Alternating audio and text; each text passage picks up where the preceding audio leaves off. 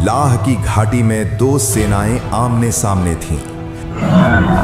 40 दिनों से एक दैत्य चुनौती दे रहा था और पूरी सेना खामोश खड़ी थी। इज़राइल के पास हथियार थे, सैनिक थे, राजा था, पर विश्वास नहीं। और तभी एक चरवाहा आगे बढ़ा, न तलवार न कवच, सिर्फ भरोसा। एक पत्थर उड़ा, एक दैत्य गिरा और इतिहास बदल गया। आखिर तक देखिए, क्योंकि ये सिर्फ युद्ध की कहानी नहीं है, ये बताती है कि असली ताकत कहां से आती है। दाऊद, एक राजा का उदय। सुबह की धूप एलाह की घाटी पर फैल रही थी, लेकिन गर्मी से ज्यादा हवा में तनाव था। ऐसा लग रहा था जैसे जमीन भी जानती हो कि आज कुछ बड़ा होने वाला है। एक तरफ इजराइल की सेना खड़ी थी, दूसरी तरफ पलिश्ती, दोनों आमने सामने, बीच में खुली घाटी, और ठीक बीच में खड़ा था गोलायत। लंबा भारी शरीर, चमकता हुआ कांसे का कवच और हाथ में इतना बड़ा भाला कि देखकर ही डर लग जाए। जब वह चलता था तो उसके कदमों की आवाज दूर तक सुनाई देती थी। उसने भाला जमीन में गाड़ा और जोर से बोला, कहां हैं तुम्हारे बहादुर? इजराइल में कोई है भी या नहीं? उसकी आवाज पहाड़ियों से टकराकर वापस आई। इजरायली सैनिकों के चेहरे उतर गए। कोई ढाल कसकर पकड़ रहा था, कोई नीचे देखने लगा, कोई आगे नहीं बढ़ा। गोलायत हंसा, एक आदमी भेजो, अगर वह मुझे हरा दे तो हम तुम्हारे गुलाम बन जाएंगे, और अगर मैं उसे हरा दूं तो तुम हमारे। कोई जवाब नहीं। राजा शाऊल अपने तंबू के बाहर खड़े यह सब देख रहे थे। उनका चेहरा थका हुआ था। पास खड़े सेनापति ने धीरे कहा, महाराज, 40 दिन हो गए हैं, रोज यही करता है। शाऊल ने लंबी सांस ली। और 40 दिन से कोई आगे नहीं गया। उन्हें समझ आ रहा था, डर अब पूरी सेना के अंदर बैठ चुका है। उधर बेथलेहेम में एक लड़का भेड़ों को पानी पिला रहा था। उसका नाम था डेविड। सीधा सादा सा लड़का, हाथ मेहनत से सख्त हो चुके थे, कमर में गुलेल लटकी थी, आंखों में अजीब सी शांति थी।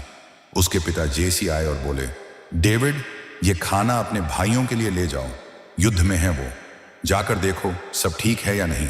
डेविड ने सिर हिलाया, ठीक है पिता। उसने भेड़ों को दूसरे चरवाहे के पास छोड़ा और निकल पड़ा। जब डेविड शिविर पहुंचा तभी गोलायत की आवाज फिर गूंजी, आज भी मैं इस्राएल की सेना को ललकारता हूं। डेविड रुक गया। उसने चारों तरफ देखा, डरे हुए चेहरे, झुके कंधे।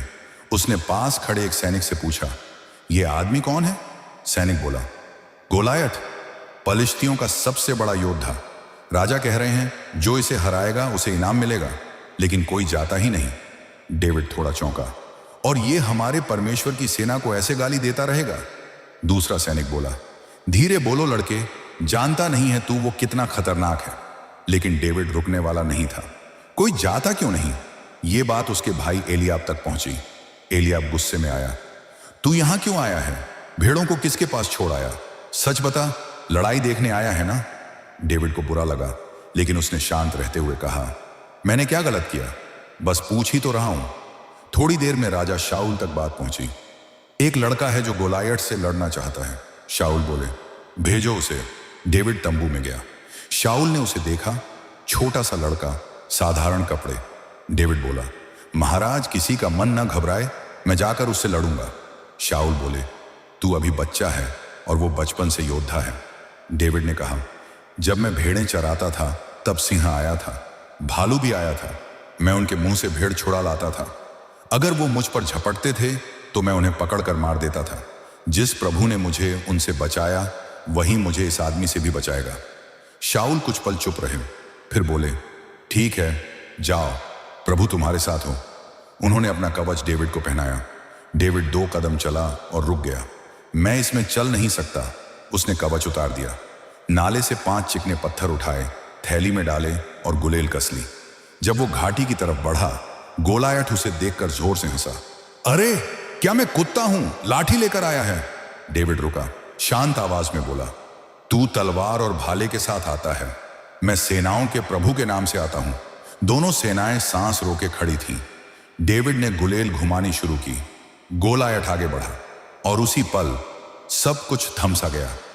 गोलायत भारी कदमों से डेविड की ओर बढ़ रहा था और हर कदम के साथ उसकी जिरह बख्तर आपस में टकराकर तेज आवाज पैदा कर रही थी।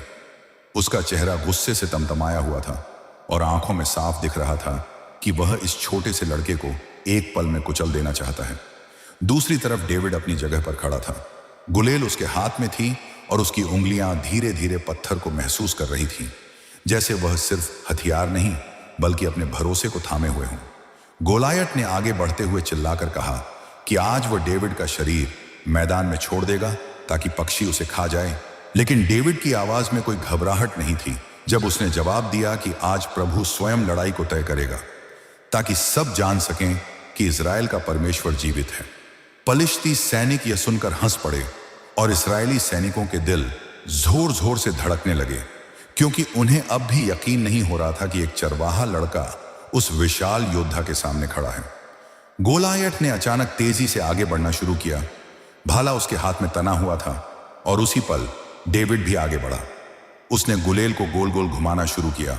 हवा में एक सीटी सी गूंज उठी और उसकी आंखें गोलायत के माथे पर टिकी रहीं। उसके हाथ तेजी से घूम रहे थे, लेकिन उसके भीतर एक अजीब सी शांति थी, जैसे वह जानता हो कि यह लड़ाई उसकी ताकत से नहीं बल्कि प्रभु की इच्छा से तय होगी। जैसे ही सही पल आया, डेविड ने गुलेल छोड़ दी और पत्थर हवा को चीरता हुआ सीधा गोलायत के माथे से जा टकराया। सब कुछ एक पल के लिए थम गया। गोलायत की आंखें फैल गईं, उसका शरीर लड़खड़ाया और फिर वह घुटनों के बल गिरते हुए जमीन पर औंधे मुंह आ पड़ा। घाटी में भारी आवाज गूंजी और कुछ सेकंड तक कोई कुछ बोल नहीं पाया। डेविड बिना देर किए आगे दौड़ा, गोलायत की तलवार उठाई और एक ही वार में उसका सिर अलग कर दिया। तभी इजरायली सेना में जोरदार जयकारा गूंज उठा और सैनिक पलिश्तियों की ओर दौड़ पड़े, जो अब डर के मारे पीछे भाग रहे थे। थोड़ी देर पहले जो लोग जीत के सपने देख रहे थे, वे अब जान बचाने के लिए इधर उधर भाग रहे थे और इस्राएली सैनिक उन्हें दूर तक खदेड़ते चले गए। जब सब कुछ शांत हुआ और लड़ाई खत्म हो गई, डेविड थका हुआ लेकिन स्थिर मन से शिविर की ओर लौटा। उसके कपड़े धूल से भरे थे और हाथ हल्के कांप रहे थे, लेकिन उसकी आंखों में घमंड नहीं था, सिर्फ धन्यवाद और सुकून था। राजा शाऊल ने उसे बुलाया और पूछा कि वह किसका बेटा है, तो डेविड ने झुककर कहा कि वह बेथलेहेम के जेसी का बेटा है। शाऊल उसे देर तक देखते रहे, जैसे पहली बार समझ पा रहे हों कि यह लड़का साधारण नहीं है। उस दिन के बाद डेविड का नाम हर जगह फैल गया। जब सेना शहरों से होकर वापस लौटी तो औरतें ढोल और वीणा लेकर बाहर निकलीं और गाते हुए कहने लगीं कि शाऊल ने हजारों को मारा है, लेकिन डेविड ने 10,000 को। ये गीत लोगों की जुबान पर चढ़ गया, लेकिन इन्हीं शब्दों ने राजा शाऊल के दिल में एक नया डर पैदा कर दिया। बाहर से वे मुस्कुराते रहे, मगर अंदर ही अंदर उन्हें लगने लगा कि लोग अब डेविड को उनसे ज्यादा चाहने लगे हैं। डेविड को महल में बुलाया गया और उसे सेना में ऊंचा पद दिया गया। वह राजा के लिए लड़ाइयां जीतता रहा और जहां भी जाता लोग उसका सम्मान करते, लेकिन डेविड का स्वभाव नहीं बदला। वह अब भी वही साधारण लड़का था जो हर जीत के बाद प्रभु को धन्यवाद देता और जब भी मौका मिलता वीणा बजाकर अपने मन को शांत करता।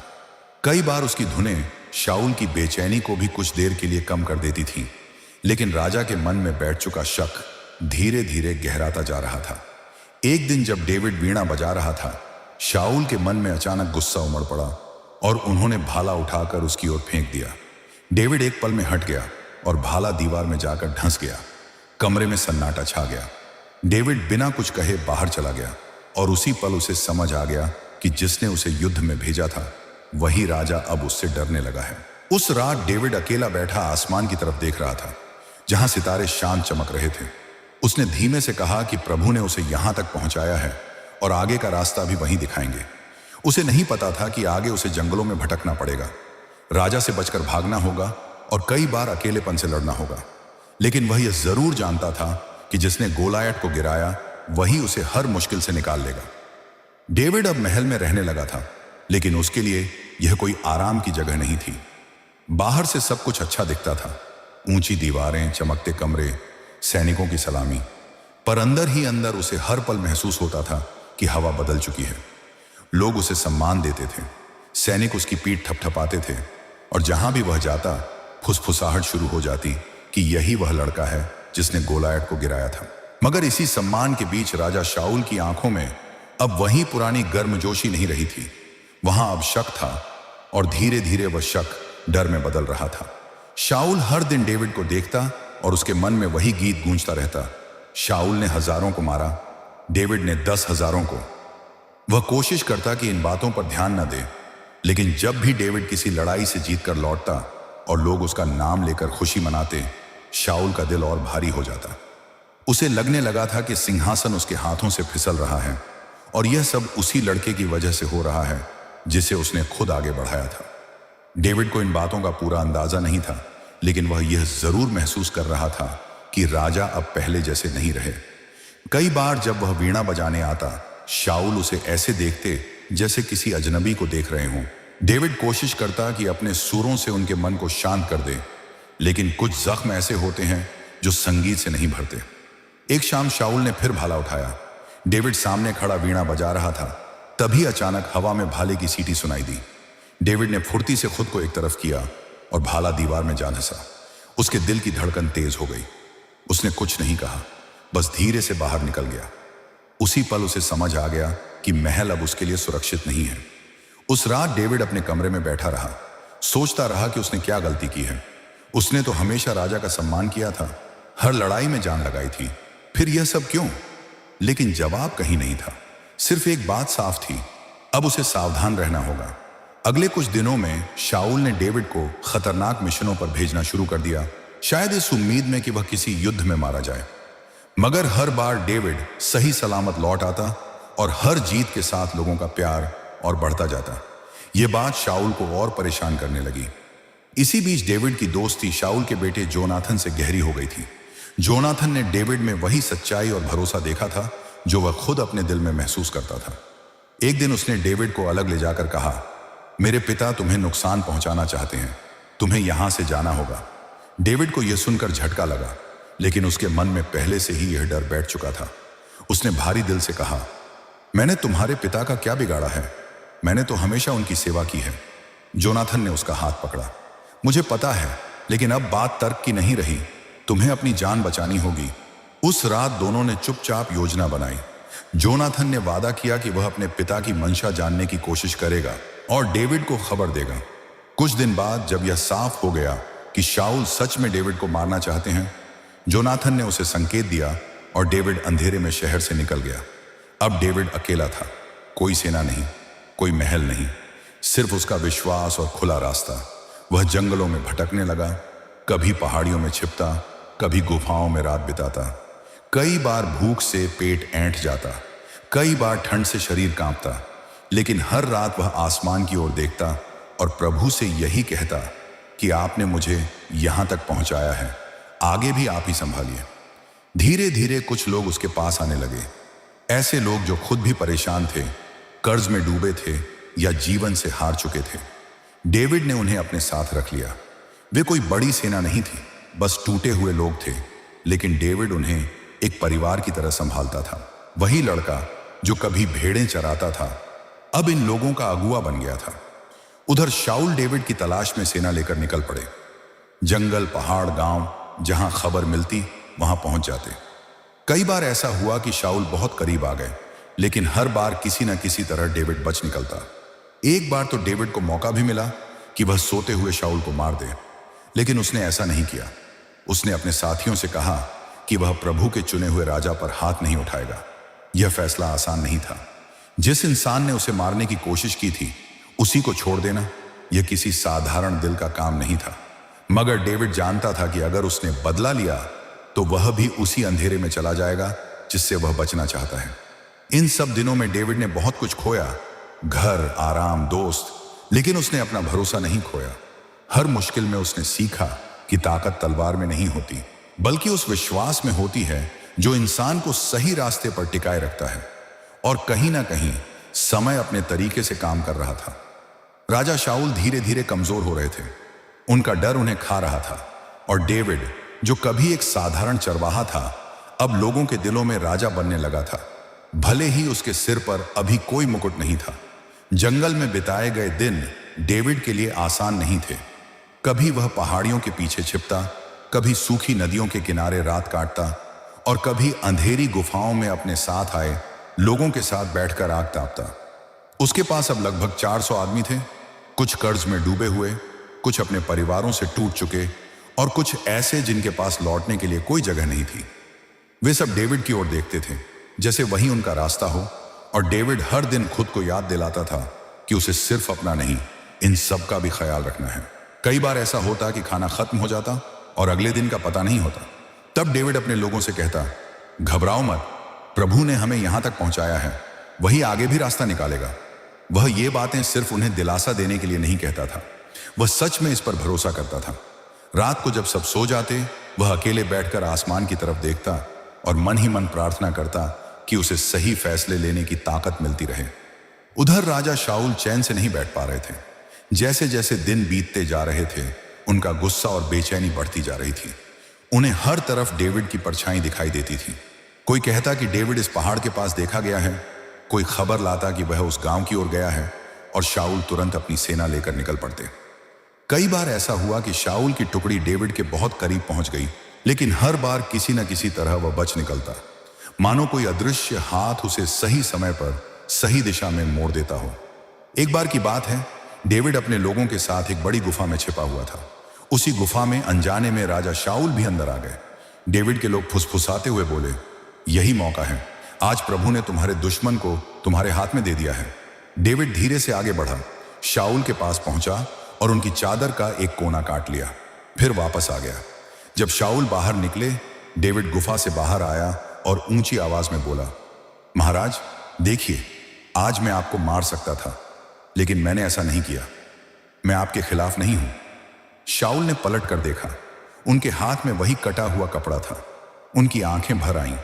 कुछ पल के लिए उनका दिल पिघल गया और उन्होंने कहा, डेविड, तुम मुझसे ज्यादा धर्मी हो। मैंने तुम्हारे साथ बुरा किया और तुमने मेरे साथ भलाई।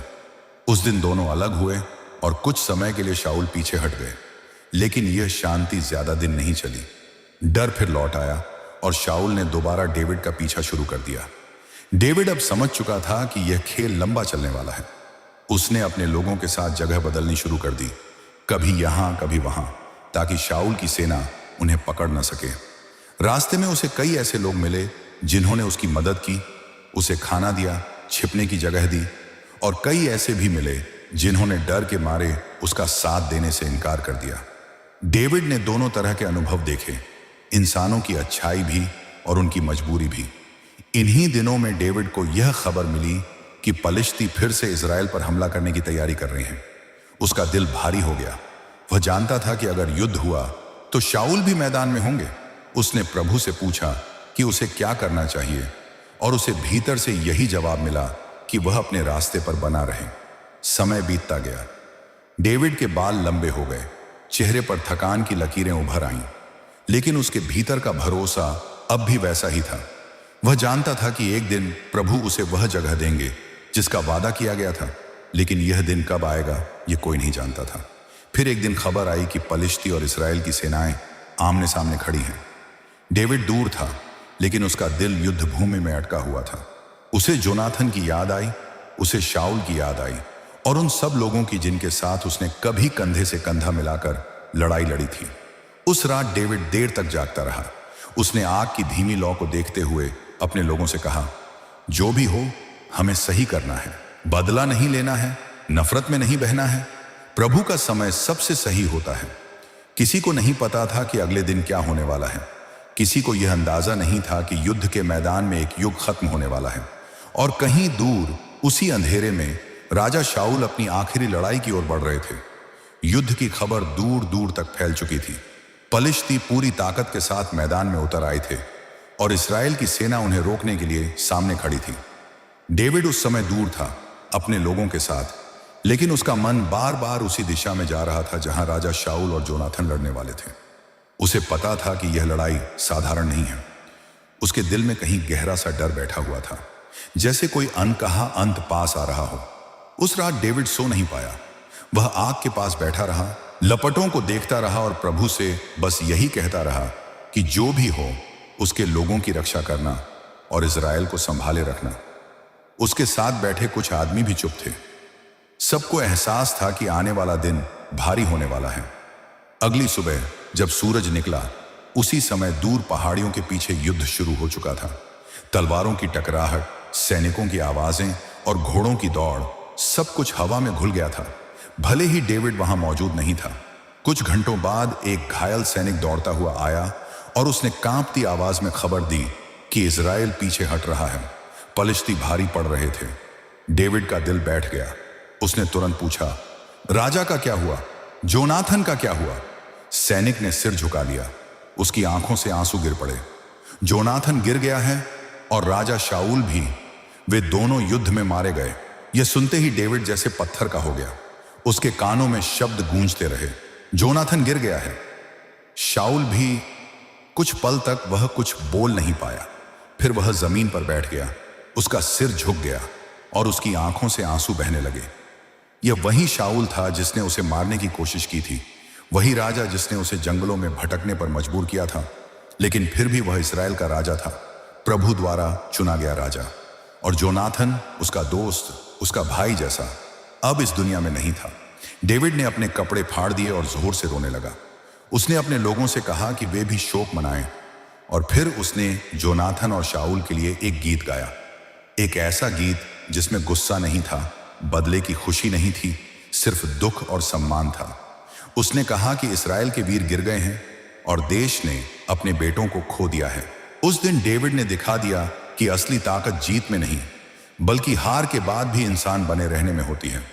कुछ समय बाद डेविड ने प्रभु से पूछा कि अब उसे क्या करना चाहिए। उसे भीतर से जवाब मिला कि वह यहूदा के शहर हेब्रोन जाए। डेविड अपने लोगों के साथ वहां पहुंचा और वहीं यहूदा के गोत्र ने उसे अपना राजा मान लिया। यह कोई बड़ी ताजपोशी नहीं थी, न कोई चमक दमक, बस साधारण लोग थे जो उसके सिर पर तेल डाल रहे थे और कह रहे थे कि अब वह उनका राजा है। लेकिन पूरा इज़राइल अभी उसके साथ नहीं था। शाऊल के घराने के लोग अभी भी सत्ता में बने रहना चाहते थे और कई साल तक देश दो हिस्सों में बंटा रहा। एक तरफ डेविड, दूसरी तरफ शाऊल का परिवार। बीच बीच में झड़पें होती रहीं, खून बहता रहा और हर साल के साथ शाऊल का घराना कमजोर होता गया जबकि डेविड मजबूत होता गया। डेविड ने इस समय का इस्तेमाल खुद को और अपने लोगों को संभालने में किया। उसने अपने सैनिकों को संगठित किया, शहरों की रक्षा की और जहां भी जा सका न्याय करने की कोशिश की। वह जानता था कि राजा होना सिर्फ ताकत का खेल नहीं है, यह जिम्मेदारी है। आखिरकार वह दिन भी आया जब पूरे इज़राइल के बुजुर्ग हेब्रोन आए और उन्होंने डेविड से कहा, हम तुम्हारे ही लोग हैं। पहले भी जब शाऊल राजा थे तब भी तुम ही हमें लड़ाइयों में ले जाते थे। अब प्रभु ने तुम्हें चुना है, हमारे राजा बनो। डेविड की आंखें भर आईं। सालों का इंतजार, जंगलों की ठंड, भूख, डर, भागना, सब कुछ उसके सामने घूम गया और अब वही लोग उसके सामने खड़े थे। उस दिन डेविड पूरे इज़राइल का राजा बना। कोई अचानक की खुशी नहीं थी, कोई घमंड नहीं था, बस एक शांत एहसास था कि प्रभु ने जो वादा किया था वह धीरे धीरे पूरा हो गया है। लेकिन डेविड जानता था कि यह अंत नहीं है।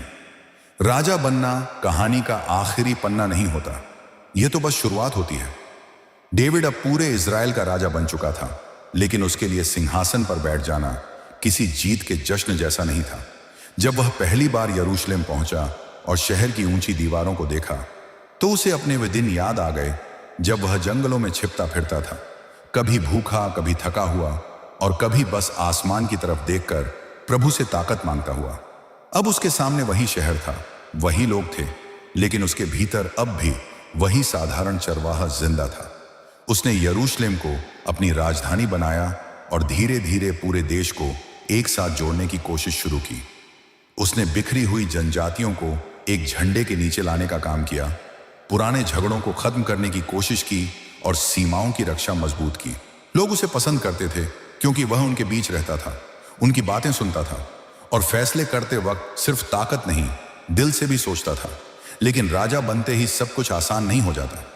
डेविड ने जल्दी ही समझ लिया कि सत्ता के साथ नई परेशानियां आती हैं। पड़ोसी देशों से खतरे थे, अंदरूनी राजनीति थी और हर दिन कोई ना कोई शिकायत लेकर दरबार में खड़ा होता था। फिर भी वह हर सुबह उठकर प्रभु को धन्यवाद देता और खुद से कहता कि वह इस कुर्सी पर अपने लिए नहीं बल्कि लोगों के लिए बैठा है। एक दिन उसने अपने पुराने दोस्त जोनाथन को याद किया।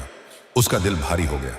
उसे लगा कि इस जीत में भी एक खालीपन है, क्योंकि जो उसके साथ सबसे पहले खड़ा था वह आज यहां नहीं है। उसी याद में उसने जोनाथन के बेटे मेफीबोशेत को ढूंढवाया और उसे महल में बुलाया। लड़का लंगड़ा था, और डरता हुआ आया, क्योंकि उसे लगा कि शायद नया राजा उसे खत्म कर देगा। लेकिन डेविड ने उसे पास बिठाया और कहा, डरो मत, मैं तुम्हारे पिता जोनाथन के लिए तुम पर दया दिखाऊंगा। तुम हमेशा मेरे साथ भोजन करोगे जैसे मेरे अपने बेटे। मेफीबोशेत की आंखों में आंसू आ गए। लोगों ने देखा कि उनका राजा सिर्फ युद्ध जीतने वाला नहीं है, बल्कि दिल से रिश्ते निभाने वाला भी है। समय बीतता गया, डेविड की सेना मजबूत होती गई, इज़राइल समृद्ध होने लगा। लेकिन इंसान चाहे कितना भी महान क्यों ना हो, वह गलतियों से पूरी तरह बच नहीं पाता। एक शाम डेविड महल की छत पर टहल रहा था, तभी उसकी नजर बतशेबा पर पड़ी। वहीं से उसके जीवन की सबसे बड़ी गिरावट शुरू हुई। एक गलत फैसला, फिर दूसरा, और फिर एक मासूम आदमी उरियाह अपनी जान से हाथ धो बैठा। जब नबी नातान ने आकर डेविड को उसकी गलती का एहसास कराया, तब वह टूट गया। उसने रोते हुए स्वीकार किया कि उसने पाप किया है और प्रभु से माफी मांगी। उस दिन डेविड ने सीखा कि राजा होने के बाद भी इंसान जवाबदेह होता है। उसकी गलती की कीमत उसे अपने ही परिवार में चुकानी पड़ी।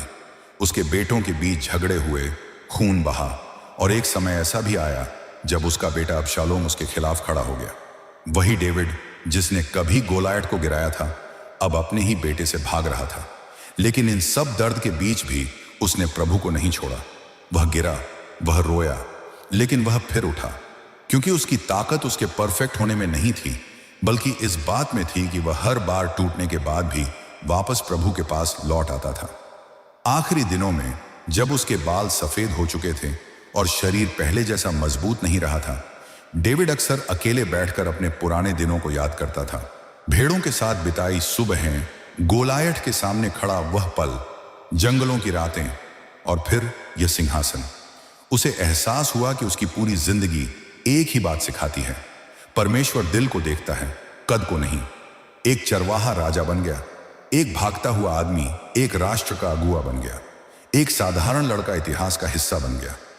और जब डेविड ने आखिरी बार अपनी आंखें बंद की, तो उसने पीछे एक ऐसा नाम छोड़ा जिसे लोग सिर्फ योद्धा के तौर पर नहीं, बल्कि परमेश्वर के मन के अनुसार आदमी के तौर पर याद करने लगे। उसकी कहानी यही कहती है कि जीत सिर्फ मैदान में नहीं होती, असली जीत तब होती है जब इंसान हर हाल में अपने विश्वास को पकड़े रखता है।